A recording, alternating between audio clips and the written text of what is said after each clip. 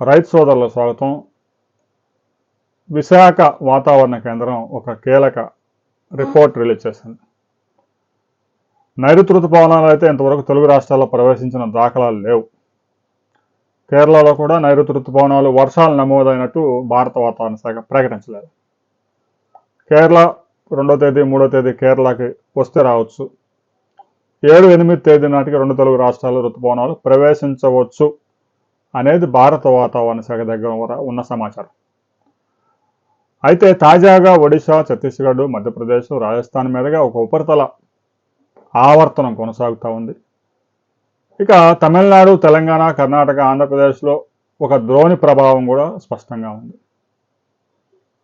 వీటి ప్రభావంతో రాబోయే 3 రోజుల్లో 2 తెలుగు రాష్ట్రాల్లో చాలా ప్రాంతాల్లో విస్తారంగా వర్షాలు నమోదయ్యే అవకాశం ఉంది.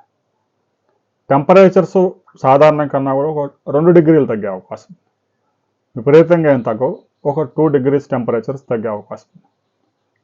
ఇక ఈదురు గాలులు విపరీతంగా వీచే అవకాశం ఉంది. 50 నుంచి 60 కిలోమీటర్ల వేగంతో ఈదురు గాలులు వీచే ప్రమాదం ఉంది. రైతు సోదరులు జాగ్రత్తగా ఉండాలి. ఇక వర్షాలు ఏ ప్రాంతాల్లో ఎక్కువగా పడతాయి అనే దానికి సంబంధించి విశాఖ వాతావరణ కేంద్రం స్పష్టంగా ప్రకటించింది. విజయనగరం, శ్రీకాకుళం, విశాఖపట్నం జిల్లాల్లో చాలా ప్రాంతాల్లో భారీ వర్షాలు కూడా నమోదయ్యే అవకాశం ఉంది.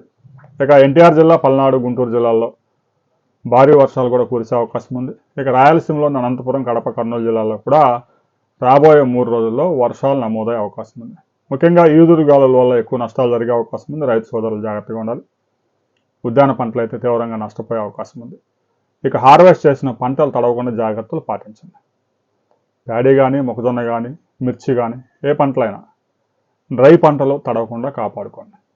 రాబోయే కొద్ది గంటల్లోనే మరో రిపోర్ట్ రాబోతా ఉంది. మరిన్ని వివరాలతో మరోసారి కలుసుకుందాం.